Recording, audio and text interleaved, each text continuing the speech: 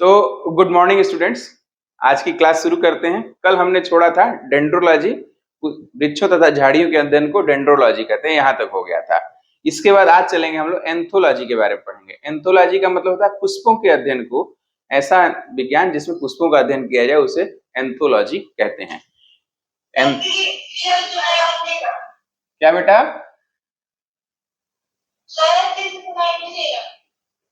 अच्छे से सुनाई नहीं दे रहा? सभी लोगों को अच्छे से नहीं सुनाई दे रहा है क्या? सुनाई दे रहा है। अच्छा, तो बेटा देख लेना, जरा सा इंटरनेट चेंज करके देख लो, आ रहा है क्लियर? आपकी आवाज स्लो है। मेरी आवाज स्लो है? अच्छा ठीक है, अभी आ रही है क्लियर? हाँ ठीक है।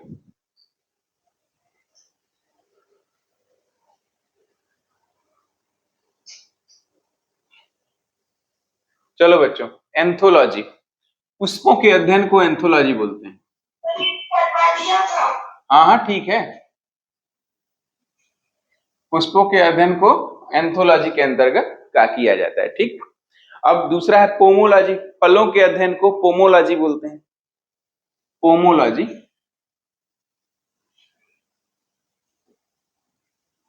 फलों के अध्ययन को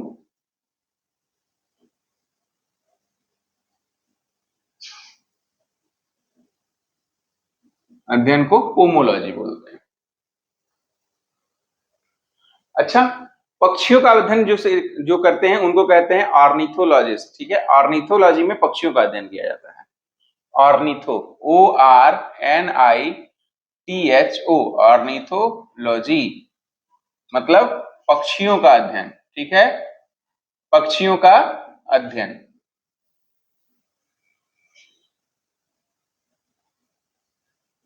पक्षियों के अध्ययन करने को ऑर्निथोलॉजी कहते हैं। ये बड़ा इंपॉर्टेंट है बेटा, बहुत बार पूछा हुआ है। ऐसे इंपॉर्टेंट वहां लिख भी लेना। इसका IMP का मतलब होता है इंपॉर्टेंट। और ऑर्निथोलॉजी के अंतर्गत किसका अध्ययन करते हैं? पक्षियों का अध्ययन करते हैं। कई बार पूछा जा चुका है। ठीक, आगे लिखिए। हर्पिटोलॉजी, सरीसृपों का अध्ययन। हर्पिटोलॉजी,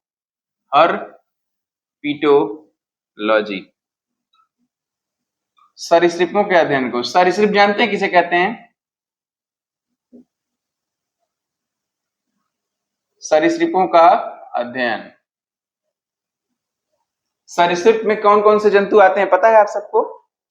पहले तो ये जानो, सरीसृप को रेप्टाइल्स बोलते हैं। सब सरीसृप को रेप्टाइल्स बोलते हैं। इसमें छिपकली, एलिगेटर्स यानी कि मगरमच्छ, ये सभी लोग इसी में आ जाते हैं। ठीक, समझ में आ रही बात? और सांप को क्यों नहीं बोला मैंने, जबकि सांप भी रेप्टाइल है। सांपों के अध्ययन के लिए एक अलग शाखा बना दी गई है जिसे ऑफियोलॉजी बोलते हैं। ऑफियोलॉजी, OPHIOLOGY, ऑफियोलॉजी, सर्पों के अध्ययन को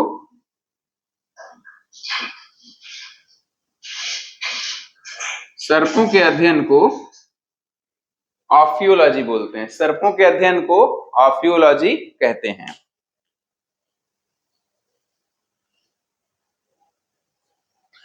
घोंघा देखा है आप लोगों ने? घोंघा नहीं देखा? शंख, घोंघा, पायला जिसे बोलते हैं। चलिए, अब अगर नहीं देखा होगा तो 12th में 11th में दिखा दिया जाएगा आप लोगों को प्रैक्टिकल में। तो घोंघा के अध्ययन को मैलेकोलॉजी, मैं वीडियो में डाल दूंगा वो फोटो। घोंघा किसे कहते हैं आप लोग फोटो देख लेंगे। मैलेकोलॉजी बोलते हैं घोंघा के अध्ययन को। मैलेकोलॉजी या कॉन्कोलॉजी, मैलेकोलॉजी या कॉन्को, CONCHOLOGY, कॉन्कोलॉजी। घोंघा या मोलस्कों का अध्ययन, मोलस्कों का अध्ययन। अरे बच्चों, शंख देखा है? शंख बजाया है आप लोगों ने? Yes, sir. तो शंख तो एक प्रकार का जीव ही होता है। वो आप लोग जो बजा रहे होते हैं, पहले उसके अंदर जीव रहता है। ठीक है, उसको मार के अलग कर दिया जाता है, फिर वो बाजा बजने लगता है उसका। तो उसके अध्ययन को ही, उस प्रकार के जीवों के अध्ययन को मैलेकोलॉजी या कॉन्कोलॉजी बोलते हैं। वो मोलस्का समूह में आता है।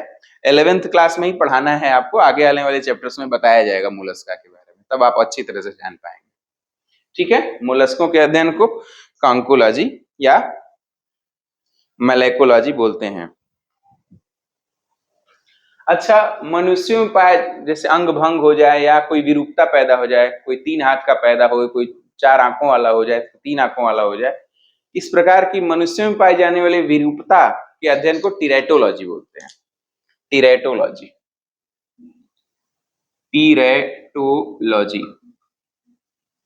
मनुष्य में पाई जाने वाली विषमताओं के विरूपताओं के अध्ययन को, मनुष्यों में पाई जाने वाली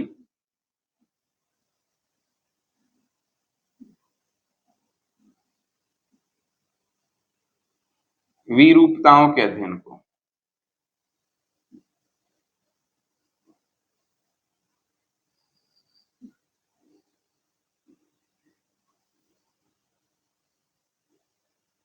मनुष्यों में पाई जाने वाली विरूपताओं के अध्ययन को हम लोग टीरेटोलॉजी के अंतर्गत पढ़ते हैं।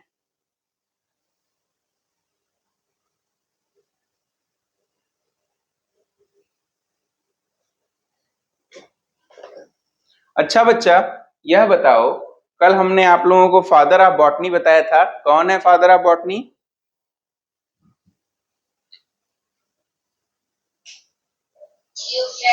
Very good, Theophrastus. Father of zoology? Aristotle, very good. और फादर ऑफ बायोलॉजी? वो भी एरिस्टोटल हैं। एक और आज अपने पीछे वाले पेजों पे लिख रहा है ना, पीछे वाले पेज पर एक और बढ़ा लीजिएगा, father of genetics Gregor John Mendel. मैं लिख दे रहा हूं,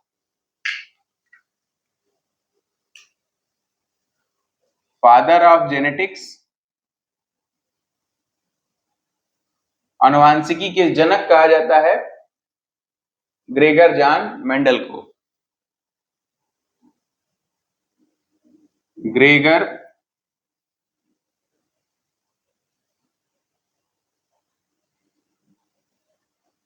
मेंडल को, ग्रेगर जॉन मेंडल को आनुवांशिकी का जनक कहा जाता है। ठीक है, वही पीछे वाले भी लिख देना। ये चौथा हो गया ना फादर? चौथे हो गए, ठीक है।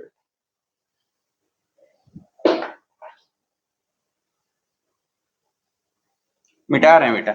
अच्छा बेटा, हम लोग पढ़ रहे हैं जीव विज्ञान। कोई बता सकता है कि जीव किसे कहते हैं? जीव के लक्षण क्या क्या हैं?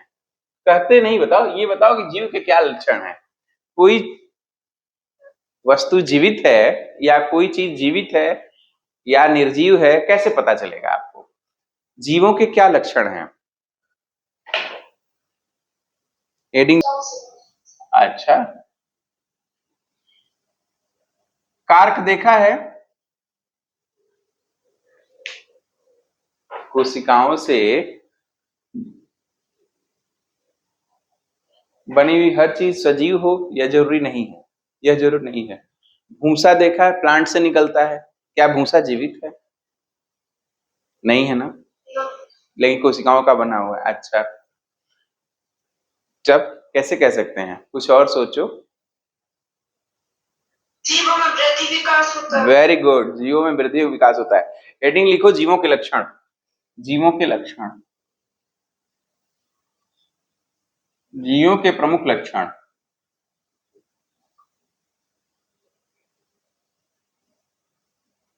जीवों के प्रमुख लक्षण,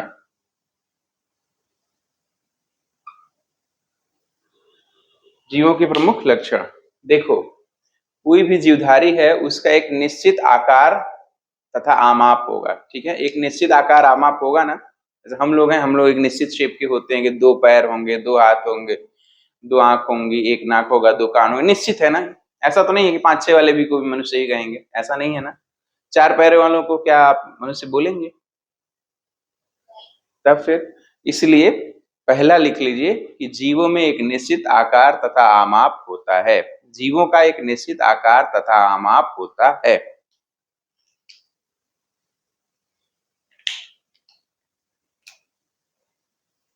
जीवों का एक निश्चित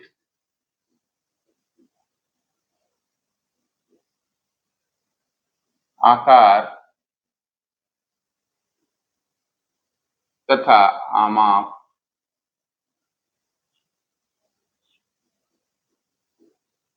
होता है।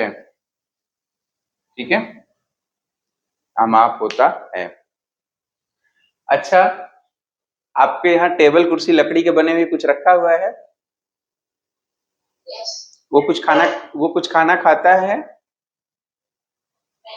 नहीं खाता, तो इसका मतलब वो निर्जीव है। ये जीवों को यानी कि पोषण की आवश्यकता होती है, तो लिख लीजिए जीवों को आहार तथा पोषण की आवश्यकता होती है।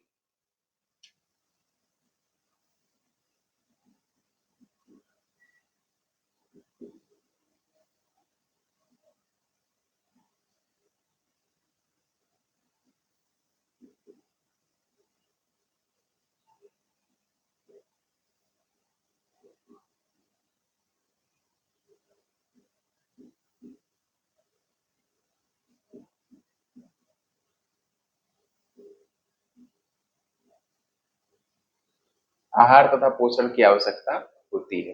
ठीक है, अब जब आहार ग्रहण करेंगे तो हमारे अंदर क्या होगा? खाना खाने से क्या होगा? वृद्धि एवं विकास होगा। वृद्धि एवं विकास होगा, तो जीवों में वृद्धि एवं विकास होता है।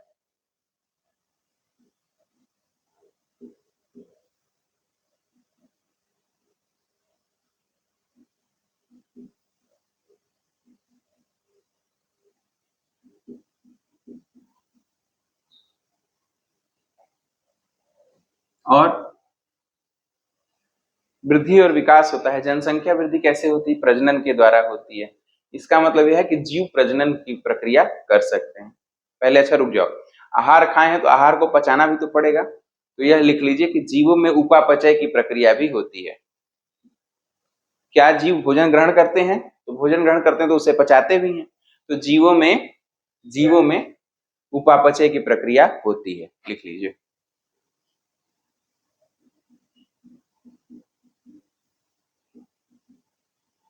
उपा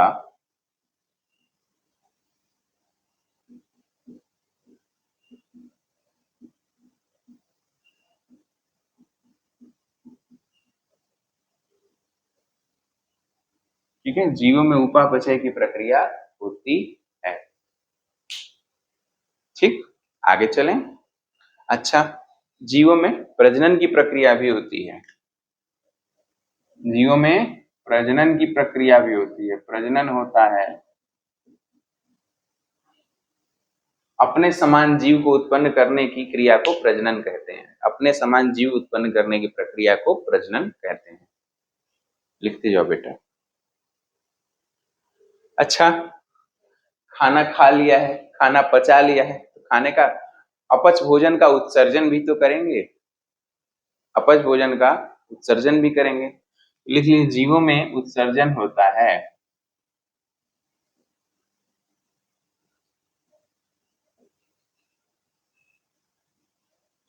उत्सर्जन होता है।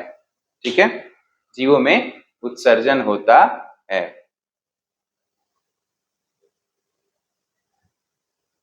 अच्छा बच्चों, आप लोगों के घर में जो टेबल या कुर्सी रखा है लकड़ी का बना हुआ, आप लोग रात में जहां रख के सोते हो, वो सुबह उठते हो तो वो कहीं और चला जाता है कि वहीं मिलता है रखा हुआ?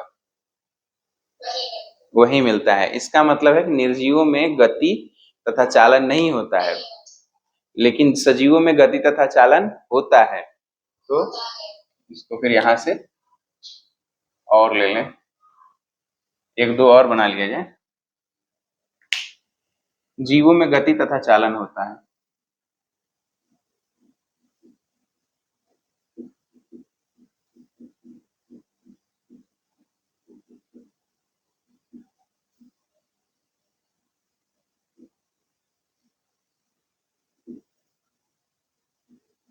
गति तथा चालन होता है। जीवों में गति तथा चालन होता है।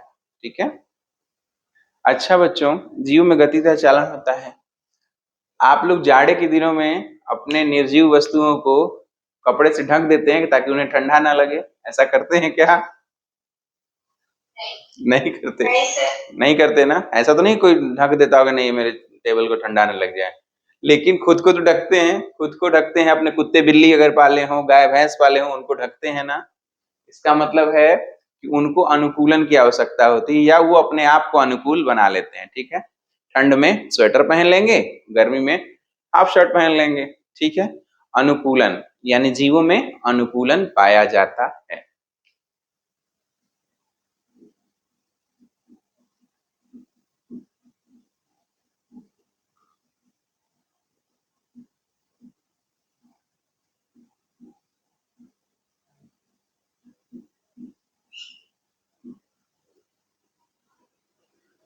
जीवों में अनुकूलन पाया जाता है। अच्छा बच्चों, एक और बात बताओ, क्या गरम गरम खाना लेकर के आते हो थाली में और अपने लकड़ी के टेबल पे रख देते हो तो चिल्लाने लगता है कि अरे गरम है, जल गए हो, जल गया, ऐसा होता है? ऐसा नहीं होता है। लेकिन वही गरम खाना थोड़ा आपके हाथ पे रख दें तो कैसा लगेगा? जलन महसूस होगी। तो इसका मतलब यह है कि हम संवेदनशील होते हैं। जीव क्या होते हैं? संवेदनशील होते हैं।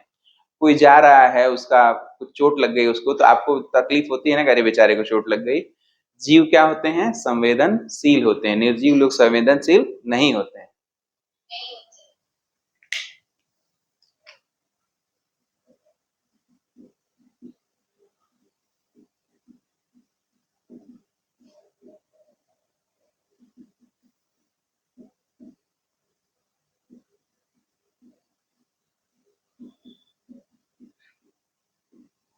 ठीक है, 1 2 3 4 5 6 7 8 9 पॉइंट हैं जीवों के, ये मुख्य लक्षण है बेटा, आप इसे नोट कर लीजिए।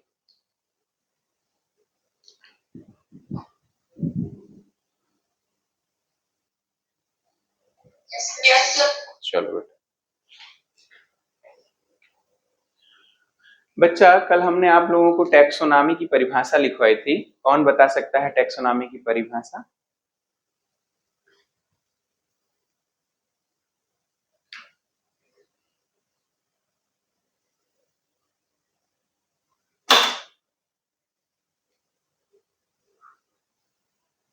बता सकते हैं कोई टैक्सोनॉमी की परिभाषा? जीव विज्ञान की वह शाखा जिसके अंतर्गत जीव को पहचानने, वेरी गुड। गुणों की समानता के आधार पर उसका वर्गीकरण तथा नामकरण किया है। वेरी गुड बेटा, वेरी गुड, वेरी गुड। क्या नाम है आपका?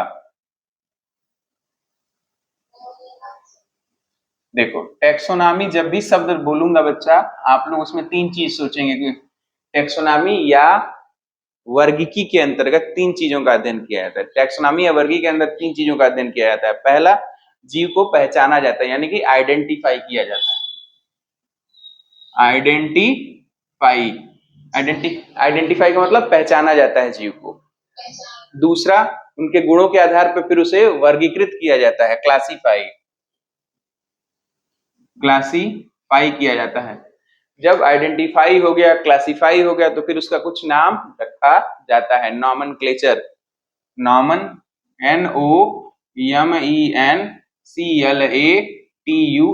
नॉमेनक्लेचर मतलब नामकरण। इसको कहते हैं वर्गीकरण, इसको कहते हैं पहचानना या पहचान। ठीक है, ये 3 चीजें मिल करके अगर एक भी माइनस हो गया तो फिर वो टैक्सोनॉमी नहीं रहेगा। एक भी माइनस हो गया तो टैक्सोनॉमी नहीं रहेगा। ठीक है, ठीक समझ गया बच्चों? ये जो टैक्सोनॉमी शब्द है, सबसे पहले एपी डे कैंडोले नामक व्यक्ति ने दिया था, वैज्ञानिक ने। टैक्सोनॉमी शब्द सबसे पहले आता है बच्चा, प्रश्न पूछा था पिछली बार हाफ ईयरली एग्जाम में कि एपी डे टैक्सोनॉमी शब्द किसने दिया था, तो आप लोग लिख लीजिएगा, एपी डी कैंडोले ने दिया था। कैसे लिखेंगे? सबसे पहले APDE छोटा है, कैंडोले CANDOLE,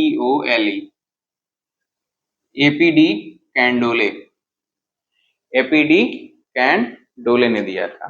ठीक है, एपीडी कैंडोले ने दिया था।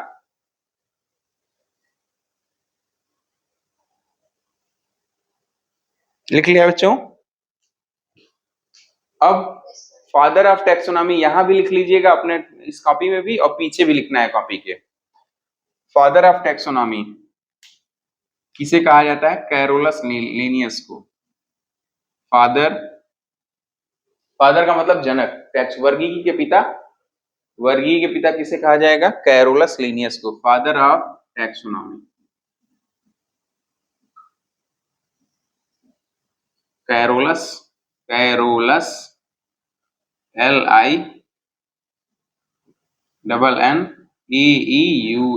Carolus Linnaeus.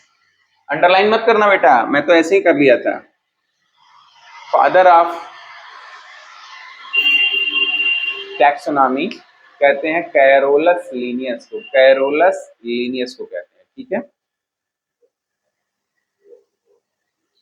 सबको समझ में आ रहा है? लिख लिया सभी ने?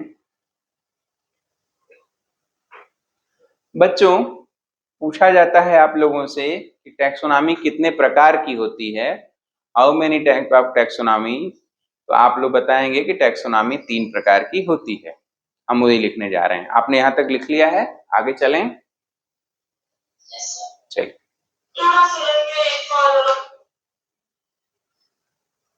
क्या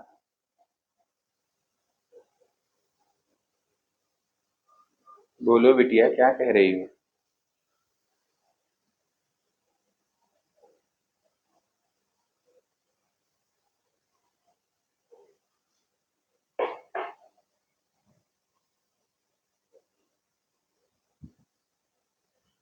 मिटा दें? हो गया? yes, बाकी बच्चे हो गया? ये लोग सुबह सुबह ऑन करके सो गए हो क्या?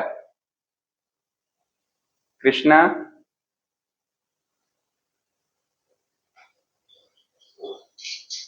sir, जगी हो बेटा कि सो गए? जगे हैं, अच्छा। नंदिनी, yes, sir, जगे हो ना? लक्ष्मी, आप देखो टाइप ऑफ टैक्सोनॉमी, या टाइप ऑफ टैक्सोनॉमी का मतलब टैक्सोनॉमी के प्रकार, वर्गीकी के प्रकार।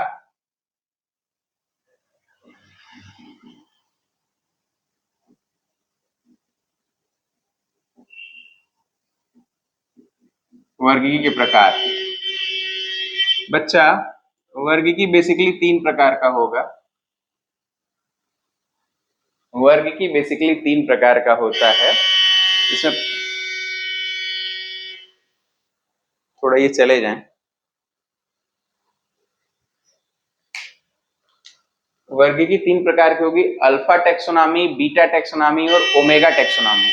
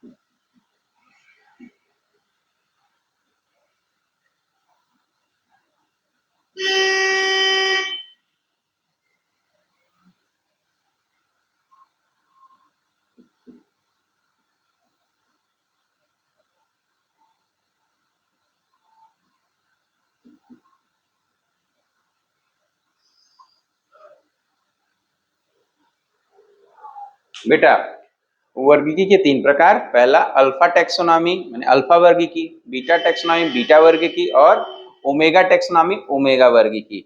हिंदी और सिंबल वाला आप लोगों को हमेशा ये बीच वाला ही नजर आएगा क्वेश्चंस में, हमेशा अल्फा टैक्सोनॉमी लिखा जाता है। जब आप लोग 12th के बाद ग्रेजुएशन के लिए एंट्रेंस टेस्ट दोगे तो उसमें ये चीजें पूछी जाती हैं, तो थोड़ा सीरियसली नोट्स बना लेना बेटा। ठीक है, केवल 12th और 11th पास करने के लिए नहीं, आगे भविष्य के लिए भी बन जाएगा ये आपका, तो याद करते रहना। ठीक है। और ये वाले चैप्टर से लगभग 2.5 नंबर का नीट के एग्जाम में भी पूछता है, लगभग 2.5 नंबर के आसपास। नोट कर लिया है? अब देखो, नोट कर लिया सभी लोगों ने? इसके बारे में बताऊं क्या है। अल्फा टेक्सोनॉमी ऐसा वर्गीकरण जिसमें जीव के सिर्फ आकार को ध्यान में रखा जाए, ऐसा वर्गीकरण जिसमें जीव के आकार को ध्यान में रख करके उसको पहचाना जाए, उसको क्लासिफाई किया जाए और उसको नामनक्लेचर किया जाए। ठीक, टेक्सोनॉमी शब्द आ गया, इसका मतलब 3 चीज। हमें हमारे साथ साथ बताइए, टेक्सोनॉमी में कितनी चीज? 3। टेक्सोनॉमी में कौन कौन सी 3 चीज आती है? पहला आइडेंटिफाई, दूसरा क्लासिफाई और तीसरा नामनक्लेचर। ये 3 चीजें तो आएंगी ही आएंगी। अब अल्फा टेक्सोनॉमी लगा, टेक्सोनॉमी में 3 चीज तो पहले से ही थी। अल्फा का क्या मतलब हुआ? अल्फा का मतलब यह होगा कि मार्फोलॉजी या बाह्य आकारकी के आधार पे अगर किसी जीव को पहला पहचाना जाए, उसको वर्गीकृत किया जाए, उसको नॉमेनक्लेचर किया जाए, तो उस प्रकार की वर्गीकी को अल्फा टेक्सोनॉमी कहते हैं। लिख लो।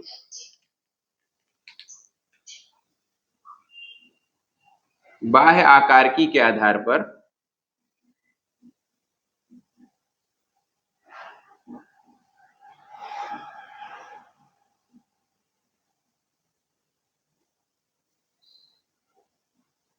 अगर जीवों को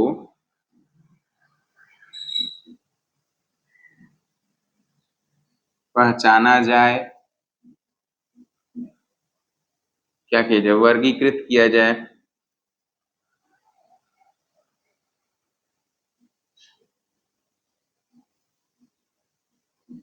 पहचाना जाए, वर्गीकृत किया जाए तथा तथा नाम दिया जाए, नामकरण किया जाए,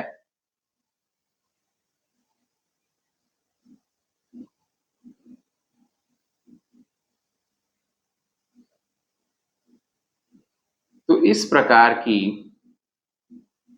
टैक्सोनॉमी को कौन सी टैक्सोनॉमी बोलेंगे? Very good, very good. ठीक है, अल्फा टैक्सोनॉमी कहते हैं।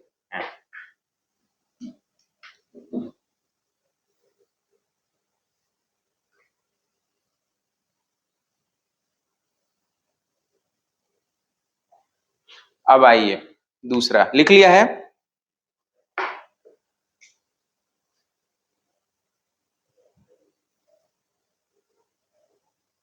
लिख लिया है आप सबने? आगे चलें।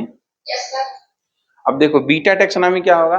पहला अल्फा में तो बाह्य आकारकी आ गया, बीटा टैक्सोनॉमी में बाहर की आकारकी के साथ साथ, ध्यान देना, बाहर की आकारकी के साथ साथ आंतरिकी के, एनाटॉमी गली, कल आंतरिकी मैंने पढ़ाया था। एनाटॉमी किसे कहते हैं? जीवों के आंतरिक संरचनाओं के अध्ययन को हम आंतरिकी या एनाटॉमी कहते हैं। तो बाह्य आकारकी के साथ साथ आंतरिक आकारकी को, ठीक है, बाह्य आकारकी के साथ साथ आंतरिक आकारकी तथा भ्रूणीय संरचनाओं को ध्यान में रखते हुए जो वर्गीकी की जाती है उसे हम बीटा टैक्सोनॉमी कहते हैं। समझ में आ रही मेरी बात? पहला सुनो, अल्फा टैक्सोनॉमी में हुआ क्या है? बाह्य आकारकी को ध्यान में रख करके पहचाना जाए, उसको फिर दूसरा वर्गीकृत किया जाए, फिर उसको क्या किया जाए? आइडेंटिफाई किया जाए। तो क्या हो जाएगा? अल्फा, मतलब नॉमेनक्लेचर किया जाए तो अल्फा हो जाएगा। बाह्य आकारकी के साथ साथ, बाह्य आकारकी तो की ही जाए, साथ में और क्या किया जाए? आंतरिक संरचनाओं को भी ध्यान में रखा जाए तथा भ्रूणीय विवेचनाओं को भी ध्यान में रखा जाए। तो इस प्रकार के जो टैक्सोनॉमी है उसे हम कहेंगे बीटा टैक्सोनॉमी। लिख लो बेटा। समझ में? क्यों जी, समझ में आ रहा है? केवल हाँ ही कहा जा रहा है? पक्का समझ में आ रहा है सभी लोगों को? आ रहा है? दूसरे कलर की पेन से लिख देते हैं ताकि क्लियर रहे। इस प्रकार की टैक्सोनॉमी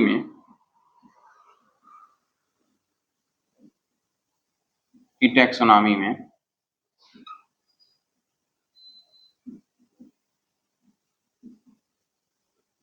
बाह्य आकारकी के साथ साथ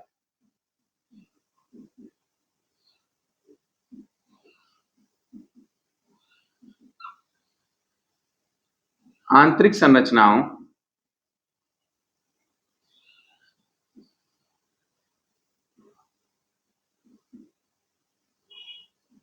तथा भ्रूणीय भ्रूणीय का मतलब एम्ब्रियो, भ्रूणीय विवेचनाओं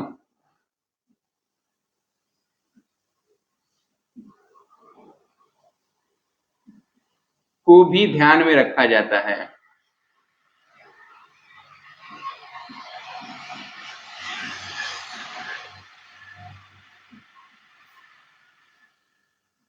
ठीक है, इस प्रकार की टैक्सोनॉमी में बाह्य आकारकी के साथ साथ आंतरिक संरचनाओं तथा भ्रूणीय विवेचनाओं को भी ध्यान में रखा जाता है।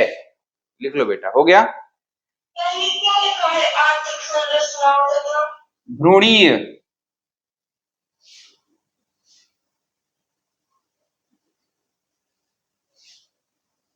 भ्रूणीय का मतलब इम्ब्रियो, भ्रूणीय का मतलब इम्ब्रियो। मेल फीमेल आपस में फ्यूज करते हैं तो जाइगोट बनता है, फिर जाइगोट से एम्ब्रियो बनता है, एम्ब्रियो ही बड़ा होकर के नया जीव बना लेता है। ये वाला एम्ब्रियो, वो भी आंतरिक संरचना ही है एक प्रकार से। इस प्रकार की टैक्सोनॉमी में बाह्य आकारकी के साथ साथ आंतरिक संरचनाओं तथा भ्रूणीय विवेचनाओं को भी ध्यान में रखा जाता है। टैक्सोनॉमी तब की जाएगी इन तीन चीजों को ध्यान में रख करके की जाएगी।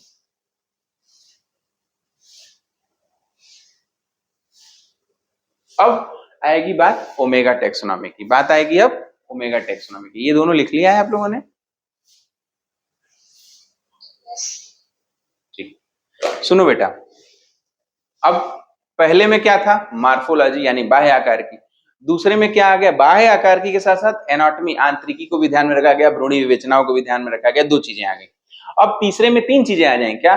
बाह्य आकारकी, आंतरिक संरचना, इसके साथ साथ अन्य जो भी प्रमाण मिले हों, चाहे आनुवांशिकी से प्रमाण मिले हों, ये सारी चीजों के प्रमाणों को मिलाकर या प्रमाणों को ध्यान में रख करके वर्गीकी की जाए तो उसे हम कहेंगे ओमेगा। फिर से सुनो, ओमेगा टैक्सोनॉमी में बाह्य आकारकी, आंतरिकी तथा अन्य सभी प्रमाणों जिसमें आनुवंशिकी भी सम्मिलित है को ध्यान में रख करके वर्गीकी का किया जाता है, उसे हम ओमेगा टैक्सोनॉमी कहेंगे।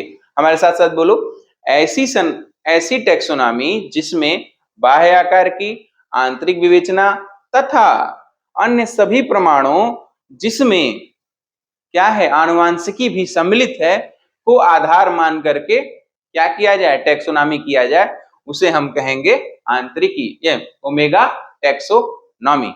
समझ में आई ये बात? नहीं आई? क्यों? आनंद नहीं बोलो, आवाज नहीं आ रही। यस सर, आ गई समझ में? पक्का ना? नहीं है तो मैं दोबारा बताऊं? किसी का मैसेज आया? अच्छा, चलो लिखो।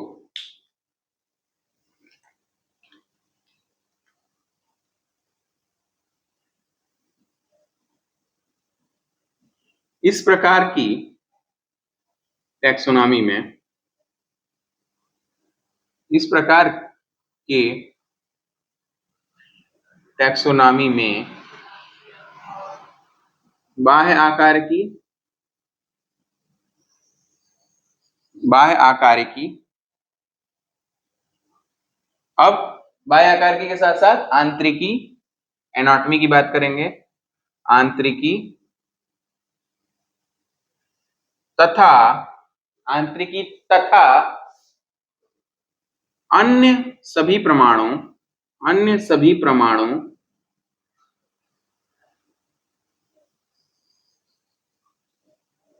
जिसमें आनुवंशिकी यानी जेनेटिक्स, आनुवंशिकी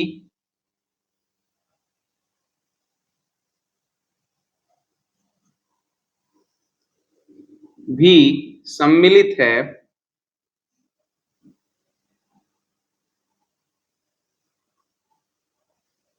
उसे सम्मिलित है, उसे ध्यान में रख करके वर्ग की किया जाए तो उसे ओमेगा टैक्सोनॉमी कहेंगे।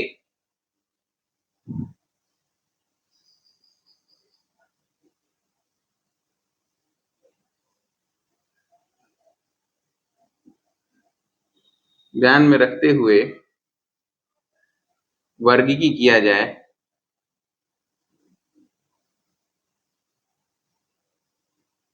जाए तो उसे ओमेगा टैक्सोनॉमी कहते हैं।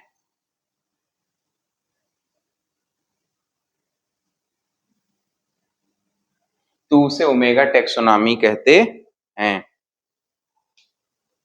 ठीक है, तो उसे ओमेगा टैक्सोनॉमी कहते हैं। हो गया।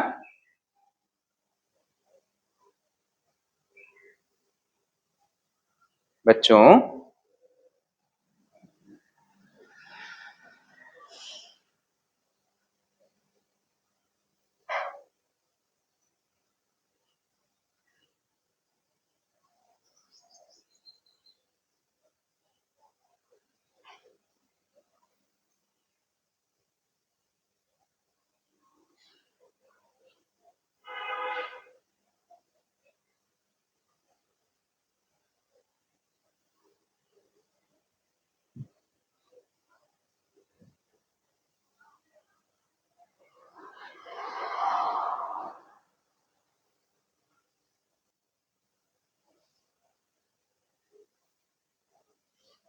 मिटा रहे हैं। ठीक है, ये टैक्सोनॉमी के बारे में आप जान गए। टैक्सोनॉमी कितने प्रकार की? 5 प्रकार की। 3 प्रकार की। कौन कौन सी? Alpha, beta, omega. Very good.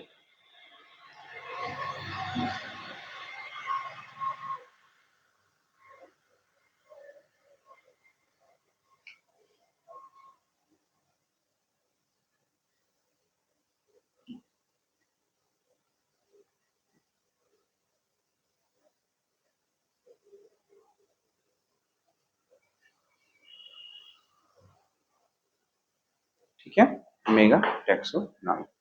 अब बताते हैं, एक हेडिंग लिखो, जाति या स्पीसीज। बच्चों, SPECIES, स्पीसीज या जाति। जाति शब्द आप लोगों ने सुना होगा बच्चों, सुना है जाति शब्द?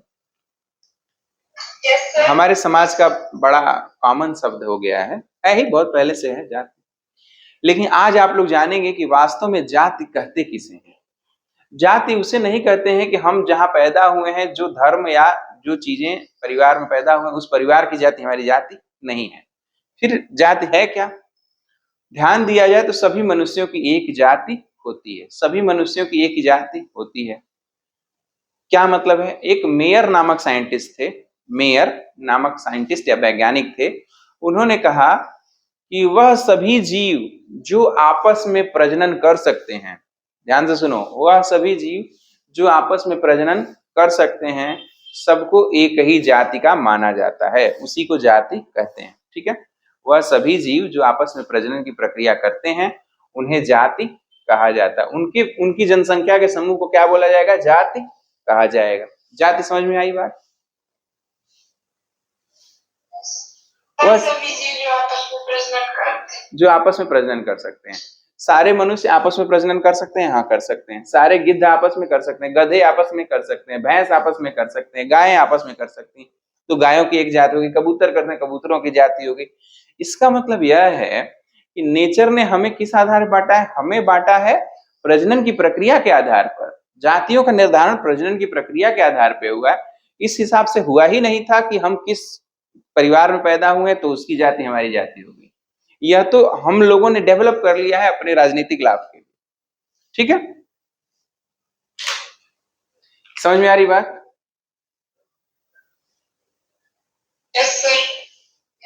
लिख लो। मेयर नामक साइंटिस्ट ने, नहीं, मेयर, MEYER, मेयर नामक वैज्ञानिक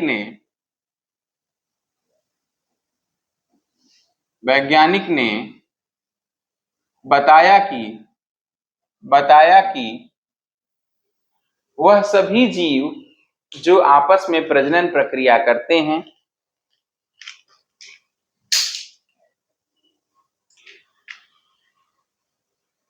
वह सभी जीव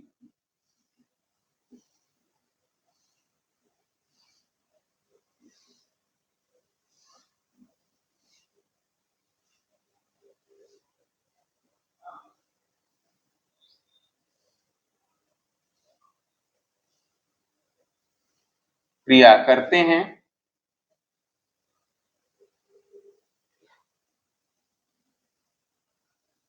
उन्हें या उनकी जनसंख्या को, उनकी समस्त जनसंख्या, उनकी समस्त जनसंख्या को क्या कहते हैं? उनकी समस्त जनसंख्या को स्पीसीज या जाति, स्पीसीज या जाति, समस्त जनसंख्या को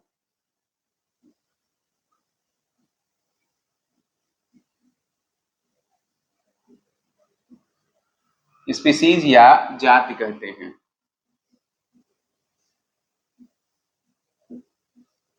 स्पीसीज या जाति कहते हैं, ठीक है, स्पीसीज या जाति कहते हैं। लिख लो बेटा।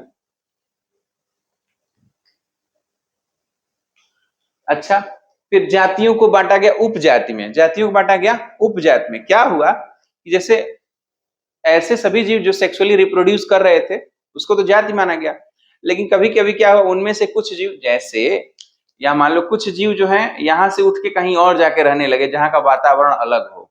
ऐसे जीव जैसे इंसानों की ही जाति है, यहां से उठ के अफ्रीका में रहने लगे तो उस पर वातावरण का प्रभाव हो जाएगा, उस पर वातावरण का प्रभाव होगा तो वो हमसे थोड़ी अलग दिखने लगेगी। अब वो चाहे तो रिप्रोड्यूस कर सकती है हम लोगों के साथ, लेकिन दिखेगी कैसी? अलग दिखने लगेगी। इसीलिए उसको हम लोग उपजातियां कहते हैं, उपजातियां कहते हैं। समझ में आई? उपजाति किसे कहते हैं? ऐसी जाति या जातियों का वह समूह जिनमें से कुछ जातियां या जाति के सदस्यों का ऐसा समूह जो अलग वातावरण क्षेत्र में निवास करते हो, उन्हें हम लोग उपजाति कहते हैं। ठीक है, लिखो, इसको परिभाषित कर देते हैं ठीक से। हेडिंग डालो उपजाति। उपजाति या सब स्पीसीज, सब स्पीसीज, उपजाति या सब स्पीसीज, उपजाति या सब स्पीसीज। कभी कभी अलग वातावरण में रहने वाले, कभी कभी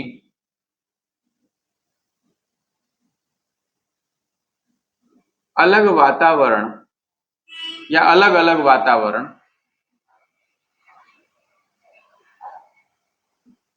में रहने वाले समान जाति के सदस्यों में कुछ भिन्नताएं पाई जाती हैं।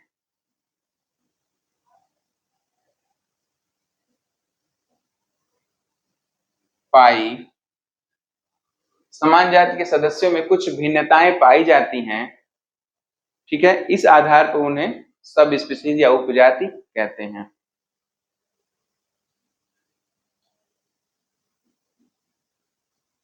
या अतः उन्हें सब स्पीसीज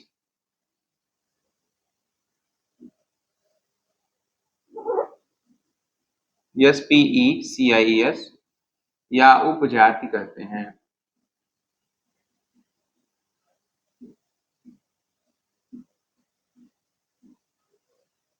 कभी कभी अलग अलग वातावरण में रहने वाले समान जाति के सदस्यों में ही कुछ वातावरणीय प्रभाव के कारण कुछ विभिन्नताएं आ जाती हैं, इसीलिए उन्हें सब स्पीसीज या उपजाति कहते हैं। जैसे इंसान यहाँ रह रहा है, एक इंसान ठंडे इलाकों में रह रहा है, दूसरा इंसान अफ्रीका में रहने लगे, तो तीनों में कुछ न कुछ ऐसा परिवर्तन दिखाई देगा।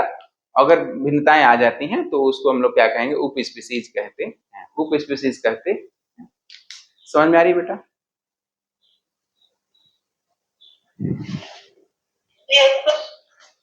ठीक है, अब इसका कुछ उदाहरण नोट कर लो बेटा। जैसे कौवे की 3 स्पीसीज पाई जाती है। कौवा, एक कौवा भारत में पाया जाता है, एक कौवा वर्मा या म्यांमार में पाया जाता है, एक कौवा श्रीलंका में पाया जाता है। तीनों में कुछ ना कुछ फर्क होता है, तीनों में कुछ ना कुछ फर्क होता है। आइए देखते हैं क्या फर्क होता है। उदाहरण, हेडिंग है उदाहरण। जैसे जैसे कौवा, कौवे की तीन सब स्पीसीज पाई जाती है। कौवे की कितनी सब स्पीसीज पाई जा रही है? 3। ये क्या है? Sub species. दिखाई दे रहा है बेटा सबको?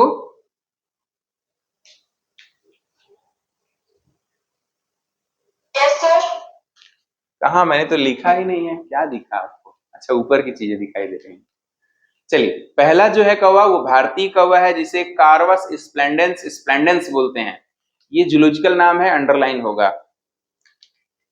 भारतीय कौवे को कार्वस CORVUS splendens SPLENDENS splendens SPLENDENS कार्वस splendens splendens कहते हैं। किसको? भारतीय कौवे को। भारतीय कौवा, यह है भारतीय कौवा। अब जो म्यांमार या वर्मा का कौवा है उसे कहेंगे कार्वस स्प्लेंडेंस इंसोलेंस। तो एक बार अगर कार्वस में लिख चुका हूं कंप्लीट। क्या कह रही हो बेटिया? बोल। स्प्लेंडेंस के बाद ये कौन लिखा है? स्प्लेंडेंस डी की बात क्या है? DENS स्प्लेंडेंस स्प्लेंडेंस एक ही स्पेलिंग है, SPLENDENS स्प्लेंडेंस। ठीक है, इसका नामनक्लेचर जैसे होमो सेपियंस सेपियंस है। ठीक है, यह नामनक्लेचर का एक टाइप है। जब मैं बताऊंगा नामनक्लेचर तो बताऊंगा क्यों ये दो बार लिखा हुआ है। ठीक है, क्यों मनुष्यों को सिर्फ होमो सेपियंस न करके होमो सेपियंस सेपियंस बोला जा रहा है। ठीक है, कार्वस स्प्लेंड, अभी आप यह जानिए कि यह एक नामनक्लेचर का प्रकार है। कार्वस स्प्लेंडेंस स्प्लेंडेंस, ये उपजातियां हैं इसलिए। अच्छा, कौवा का बर्मा वाले कौवे का क्या नाम है? कार्वस स्प्लेंडेंस, तो ठीक है। उसके बाद उपजाति आ जाएगी इंसोलेंस। जब एक बार जूलॉजिकल नाम लिखा जा सकता है तो यहाँ पे सी को हम छोटा कर सकते हैं। सी का मतलब कॉर्वस, सी का मतलब कॉर्वस, लेकिन पहले लिखा होना चाहिए। कहीं पर एक बार लिख दिया है अगर आपने उस पेज पर तो उसके बाद छोटा कर सकते हैं ताकि पढ़ने वाले को पता चल जाए कि हाँ इसी की चर्चा हो रही थी। Corvus splendens SPLENDENS splendens insolens insolens LANCE Corvus splendens insolens. ये कौन कहाँ का कौवा है? वर्मा का, म्यांमार का कौवा है। वर्मा, वर्मीय कौवा, वर्मीय कौवा। ये आंग सांग सू वाला कौवा है, आंग सांग सू के देश का। आंग सांग सू को जानते हैं आप सब? क्या सर? आंग सांग सू एक लेडी का है और उनको आप लोग जानते हैं? नहीं जानते? अच्छा, इसका मतलब न्यूज़पेपर नहीं पढ़ा जाता है। चलो, तो अब एक तीसरा कौवा है श्रीलंका में जो कौवा पाया जाता है उसका क्या नाम है? उसका नाम भी कार्वस स्प्लेंडेंस है। कार्वस स्प्लेंडेंस ही नाम है, लेकिन सब जाति उसकी हो जाती है प्रोटेगेंस, प्रोटेग्लैंस। यहां देखिए, कार्वस दूसरे कलर से लिख दें नहीं तो आप लोग कंफ्यूज हो जाएंगे। कार्वस splendens SPLENDENS कार्वस, कार्वस splendens प्रोटाग्लैंस GLANS प्रोटाग्लैंस। कार्वस splendens प्रोटाग्लैंस कह देगा तो श्रीलंका का कौवा हो जाएगा। श्रीलंका का कौवा। कौवे की तीन उपजातियां, पहला कार्वस स्प्लेंडेंस स्प्लेंडेंस भारतीय कौवा, दूसरी उपजाति है कार्वस स्प्लेंडेंस इंसोलेंस बर्मा का कौवा, तीसरा हो जाएगा कार्वस स्प्लेंडेंस प्रोटाग्लैंस श्रीलंका का कौवा। ये कितनी जातियां हैं? कौवे की 5 जातियां हो गई, उपजातियां हो गई ना, 3 जातियां हो गई। श्रीलंका का कौवा,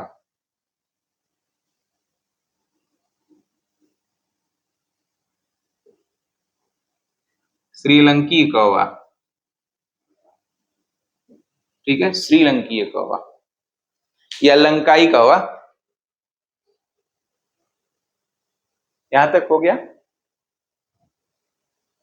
तो आज के लिए बस इतना ही। उम्मीद करता हूं जहां तक पढ़ाया गया है आप सबको समझ में आया होगा। अगर किसी को कुछ पूछना है तो आप पूछ सकते हैं।